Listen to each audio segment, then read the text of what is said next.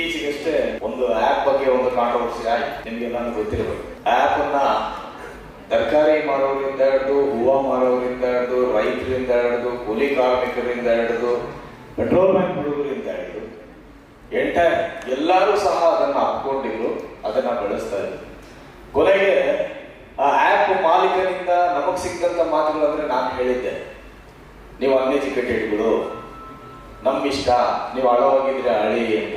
ಇದಕ್ಕೆಲ್ಲ ಕಾರಣ ಏನು ಅಂತ ಬಂದಾಗ ನಾವೇ ಕನ್ನಡಿಗರೇ ಕಾರಣ ಅಂತ ಅನ್ಸುತ್ತೆ.